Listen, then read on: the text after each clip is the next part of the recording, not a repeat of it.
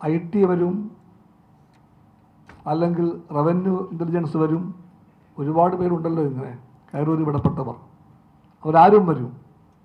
അവർ വന്നിട്ട് ഇങ്ങനെ മുട്ടും, വാതുക്കൾ മുട്ടും രാത്രിയിൽ.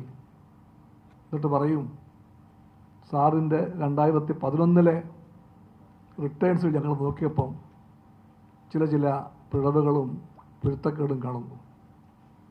അതുകൊണ്ട് നാളെ കാലത്തെ 10 മണിക്ക് സാർ ഒന്ന് ഓഫീസിലേക്ക് വരാൻ പറയും. അത്രയും മതി. അങ്ങനെ പറഞ്ഞാൽ മുട്ടുകൂട്ടി ഇടിക്കാത്തവർ, BJPയിലേക്ക് ആ രാത്രിയിൽ കാലുമാറാത്തവർ എത്ര പേരുണ്ട് കോൺഗ്രസിൽ?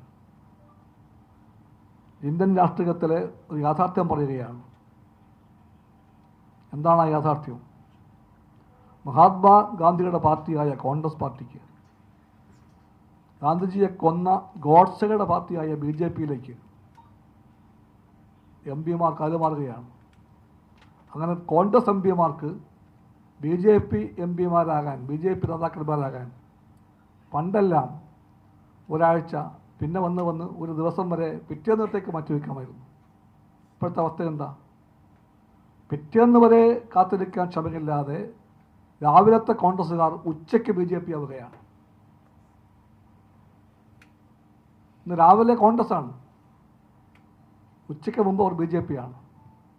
ഞാൻ പറയുകയല്ല, രാജ്യസഭയിലെ ഞങ്ങളുടെ സഹപ്രവർത്തകനായ മനു അഭിഷേക് സിംഗ്വി പറയുകയാണ്.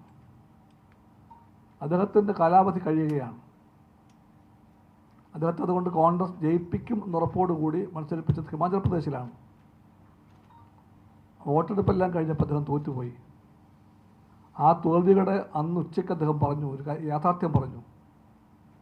ഇന്നലെ രാത്രിയിൽ കോൺഗ്രസ് പാർട്ടിയുടെ ഒരു ഡിന്നറിൽ അവരെല്ലാവരും ഉണ്ടായിരുന്നു, എല്ലാ MLA-മാരും ഉണ്ടായിരുന്നു. അവരോട് കോൺഗ്രസ് പാർട്ടി ആഹാരമെല്ലാം കഴിഞ്ഞ് പറഞ്ഞു കൊടുത്തു, എങ്ങനെ വേണം വോട്ട് ചെയ്യാൻ, ഫസ്റ്റ് പ്രിഫറൻസ് ആർക്കാണ്, സെക്കൻഡ് ആർക്കാണ്, എല്ലാം പഠിപ്പിച്ചു കൊടുത്തു എല്ലാ MLA-മാരെയും. അവരതെല്ലാം കേട്ടു.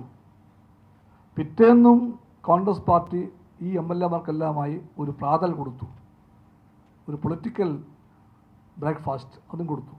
അവിടെയും ഇവരൊക്കെ ഉണ്ടായിരുന്നു. അത് 10:30 മണിക്ക് കഴിഞ്ഞു അത്രേ.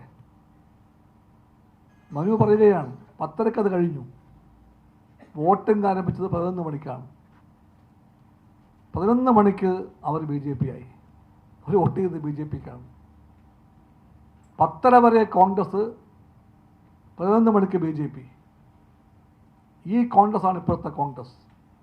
ഞങ്ങൾ സന്തോഷിക്കുന്നവരല്ല. കോൺഗ്രസ് പാർട്ടിയുടെ ഈ ഗതികെട്ട അവസ്ഥയിൽ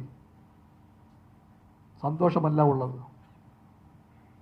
പക്ഷെ ഇതാണ് യാഥാർത്ഥ്യം. അതുകൊണ്ട് പറയുകയാണ്, നിർണായകമായ ഘട്ടം വന്നാൽ, തൂക്ക് പാർലമെൻറ്റ് വന്നാൽ, ആ തൂക്ക് പാർലമെൻറ്റിൽ എണ്ണം തികയ്ക്കാനായി BJPക്ക് MP-മാരെ വേണ്ടി വന്നാൽ, BJPക്ക് വേണ്ടി എണ്ണം തികയ്ക്കാനായി അങ്ങോട്ട് കൂറുമാറാത്തവരുണ്ടോ കോൺഗ്രസിൽ?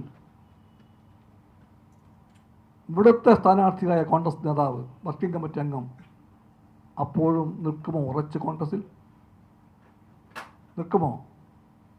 ആശയപരമായി തന്നെ ആ സ്ഥാനാർത്ഥി, വർക്കിംഗ് കമ്മിറ്റി അംഗമായ ആ സ്ഥാനാർത്ഥി കോൺഗ്രസ് നിലപാടിനോട് പലപ്പോഴും യോജിക്കാത്ത, BJP നിലപാടിനോട് താല്പര്യം കാണിക്കുന്ന ആളാണെന്ന് എല്ലാവർക്കും അറിയാം. എല്ലാം ഞാൻ പറയുന്നില്ല, 2 അനുഭവങ്ങൾ ഞാൻ പറയാം. ഒന്ന്, ബാബറി മസ്ജിദിനെ പറ്റി അദ്ദേഹം പറയുകയായിരുന്നു. ബാബറി മസ്ജിദ് എല്ലാ ആദരവോടും കൂടി അടിയോടെ എടുത്ത് വീണ്ടും ആദരപൂർവ്വം മറ്റൊരു സ്ഥാനത്തേക്ക് മാറ്റി സ്ഥാപിക്കുന്ന കാര്യം മുസ്ലിം സഹോദരന്മാർ ചിന്തിക്കേണ്ടതായിരുന്നു. ഈ പ്രസ്താവന കോൺഗ്രസ് പാർട്ടിയുടെ ഒരു വർക്കിംഗ് കമ്മിറ്റി അംഗത്തിൻ്റെതാണ്. അദ്ദേഹമാണ് ഇവിടുത്തെ കോൺഗ്രസ് സ്ഥാനാർത്ഥി.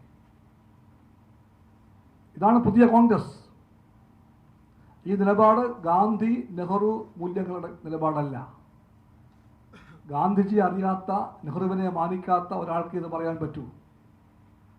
അദ്ദേഹമാണ് ഇവിടുത്തെ കോൺഗ്രസ് സ്ഥാനാർത്ഥി.